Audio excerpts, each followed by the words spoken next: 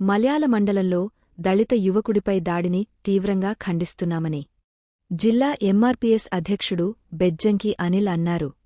కరీంనగర్లోని ఓ ప్రైవేట్ హాస్పిటల్లో అపస్మారక స్థితిలో ఉండి చికిత్స పొందుతున్న అనిల్ను ఎంఆర్పీఎస్ నాయకులు పరామర్శించారు. కుటుంబ సభ్యులతో మాట్లాడి అండగా నిలుస్తామని భరోసా కల్పించారు.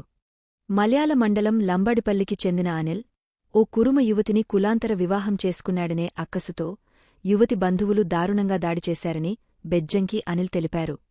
4 రోజుల పక్కా ప్రణాళికతో ఈ దాడి చేశారని చెప్పారు. పోలీసుల నిర్లక్ష్యం వల్లే సఖీ సెంటర్ కేంద్రంలో ఉన్న యువతిపై దాడి చేయగలిగారని తెలిపారు.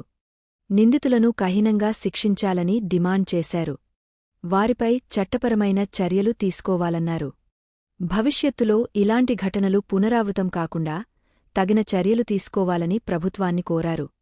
ఈ కార్యక్రమంలో జిల్లా ఎంఆర్పీఎస్ అధ్యక్షుడు బెజ్జంకి అనిల్ మాదిగ, చెంచాల నవీన్ మాదిగ, దండు వరలక్ష్మి మాదిగ, కొత్తూరి రాజన్న మాదిగ, అంబేడ్కర్ యువజన సంఘ నేత గోష్కి శంకర్ మాదిగ, కనకం అంజి బాబు మాదిగ, దాసరి సంజీవ్ మాదిగ, బాధితుల కుటుంబీకులు పాల్గొన్నారు. ప్రయత్నించిన వారిపై చట్టపరమైన చర్యలు తీసుకోవాలని ఎంఆర్పీఎస్ కరీంనగర్ జిల్లా పక్షాన మేము డిమాండ్ చేస్తున్నాం. ఉద్దేశపూర్వకంగానే గత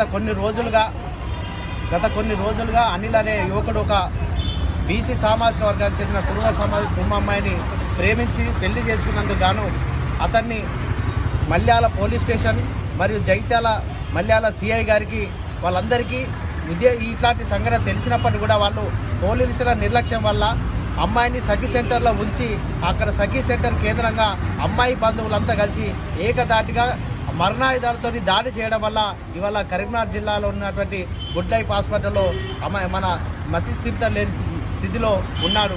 కావున మా మాదిగ సామాజిక వర్గానికి చెందినటువంటి అనిల్ పైన కులాంతర వివాహం చేసిన దాడి పాల్పడ్డమైన వారిపైన చట్టపరమైన చర్యలు తీసుకొని తక్షణమే వారిని కఠినంగా శిక్షించాలని మేము ఎంఆర్పీఎస్ కరీంనగర్ జిల్లా కమిటీ పక్షాన మేము డిమాండ్ చేస్తున్నాం. ఒకవేళ పోలీసులు చట్టపరమైన చర్యలు తీసుకునే కాడ నిర్లక్ష్యం చేస్తే ఈ దాన్ని తెలంగాణ రాష్ట్ర వ్యాప్తంగా ఉద్యమానికి శ్రీకారం చుడతాం. అవసరమైతే గౌరవశ్రీ మందకృష్ణ మాది గారికి ఈరోజు ఈ విషయాన్ని మందకృష్ణ మాది గారి దృష్టికి తీసుకెళ్లి భవిష్యత్తులో ఉద్యమాన్ని శ్రీకారం చుడతాం కనుక తక్షణమే జగిత్యాల జిల్లా కానీ కరీంనగర్ పోలీస్ వ్యవస్థ కానీ వెంటనే వారి పట్ల చట్టపరమైన చర్యలు తీసుకొని వారిపై కఠినంగా శిక్షించాలని మేము డిమాండ్ చేస్తున్నాం.